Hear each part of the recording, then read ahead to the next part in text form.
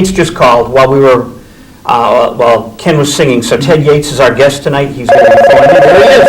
Let's talk to Ted Yates. Hello, Ted. Hello, Joe. How are you? Good. Joe LaRocca's here. You interviewed him. He interviewed you last year. Yes, right. Yes, looking forward to it.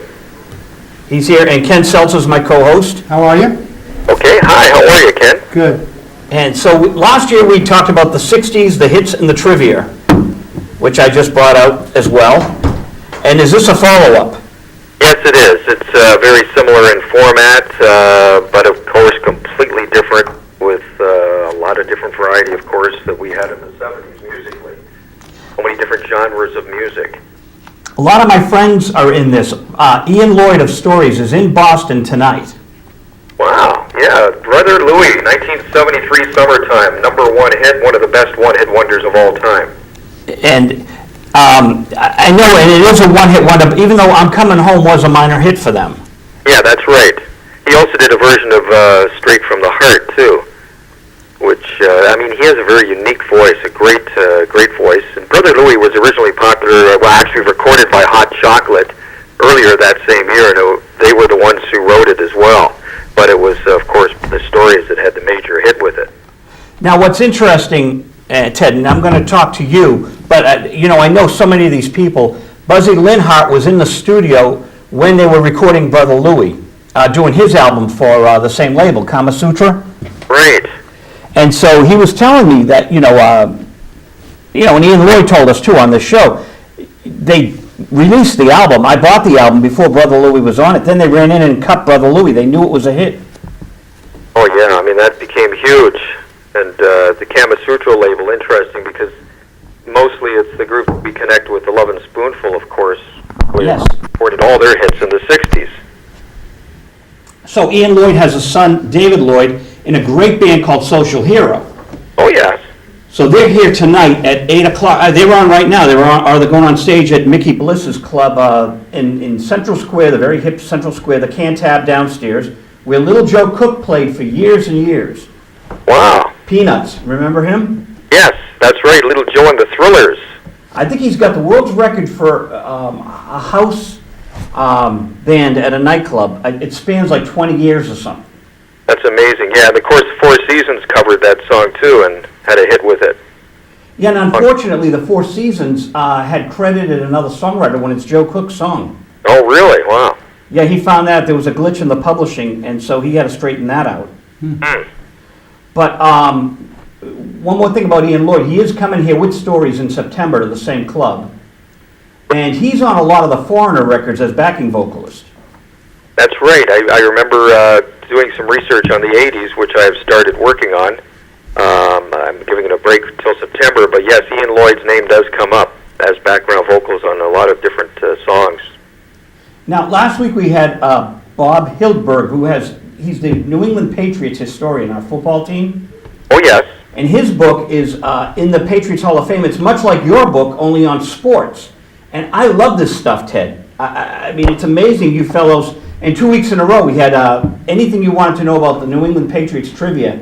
He has it in 800 pages. Wow. So I was reading your book last night. I just love it because these songs, today isn't like 1970 where you would know the songs and the songwriter and the disc jockeys would talk about it. Right, exactly. And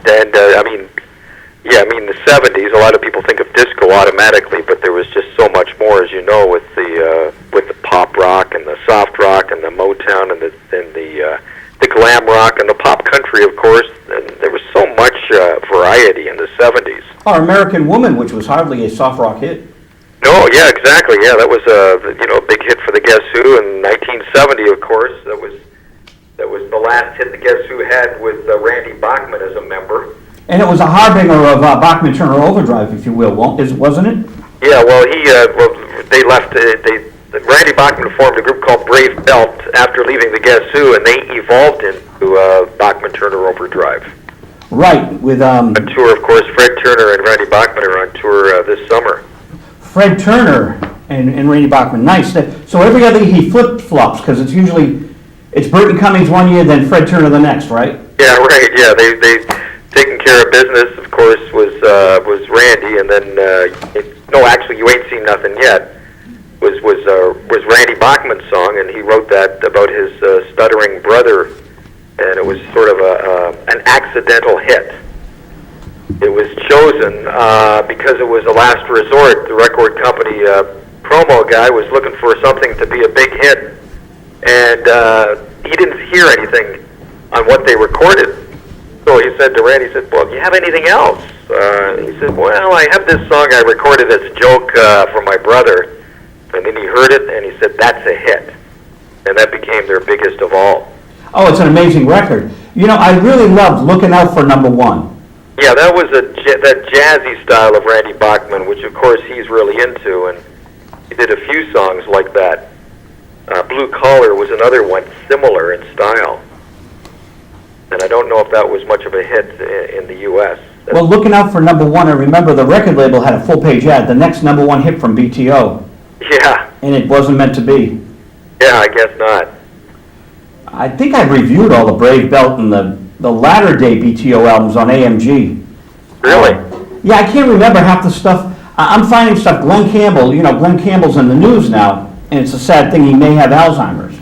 Yeah, exactly. And I put something on my blog just yesterday about the Wrecking Crew connection, and you know, a lot of people don't realize that he played on hundreds of hits of the 60s, you know, by the Beach Boys and by all these music artists, the Monkees, the Byrds, and the Mamas and Papas, Simon and Garfunkel, and the Wrecking Crew were the Wall of Sound, the group that Phil Spector hired and produced. So Carol Kay was on bass. That's right, yeah. Carol Kay on bass, and but on I mean, Hal Blaine was one of the regulars too, of course, and Leon Russell played on a lot of that stuff as well, and Larry Knechtel. And yeah, I mean, there was a group of amazing musicians that were basically faceless. No one knew who they were. And the Tijuana Brass, there really was no such group as the Tijuana Brass. They were actually the Wrecking Crew. Ah. Herb Alpert was the only consistent. I think you said the Byrds, right? I said the Byrds, yeah. Mr. Tambourine Man, Roger McGuinn, was the only member of the Byrds that played on that recording. The Wrecking Crew did all of the instrumentation on that song, except for Roger McGuinn's guitar. If I recall, there's a Roger McGuinn track on a soundtrack where he's got orchestration behind him, and it's just him and the orchestration, and they call it the Byrds. Yeah. But I did have a question for you. Here's some trivia, and it's urban legend, so let's see if you can help us out. California Dreamin', the opening guitar line, is that actually P.F. Sloan and not Glenn Campbell? Oh, that's a very good, because that was also used in another track, wasn't it? California Dreamin', don't remember. Yeah, because I think Barry McGuire, there was a connection with him on that as well. Yeah, the same label. Right? Dunhill. Yes. And, or ABC, before they merged, right? Yes. I think it was Dunhill. And I don't know if that's an urban legend or not. That's very interesting. I should have asked Denny Doherty that when I interviewed him a few years ago. Of course, he's no longer with us, but what a great talent he was. P.F. Sloan's still with us, and I met him twice in the 80s with the late Jimmy Miller, the Stones producer. Oh, yeah. So P.F. Sloan's girlfriend, Jamie, I think, is the one who told me that P.F. is playing guitar on California Dreamin' and not Glenn Campbell. You know, the intro, that famous intro. But I don't know. It came from the girlfriend, so something to look into. Yeah, that is. Steve Berry and P.F. Sloan wrote some great songs, of course, Eve of Destruction, and some great songs by the Turtles and Grassroots. Yeah, the Herman's Hermits did a couple of them with Sloan and Barry wrote, what was that second Peter Noon Herman's Hermits album? When the balloon... Hold On? Yeah, Hold On, right, yes. Was it Listen People? Is that what you're thinking of? They actually did Where We Knew When I Needed You before the Grassroots. That's right. They were actually listed as the Grassroots before the actual group formed, because when they did Where We Knew When I Needed You in the summer of '66, P.F. Sloan and Steve Berry were the Grassroots, and they thought, hey, this sounds pretty good. We should maybe put a group together, and that's when they formed the actual group with Rob Grill as the lead singer. But yeah, that's an amazing story. I mean, songwriters, producers were actually the faceless group at that time for a moment.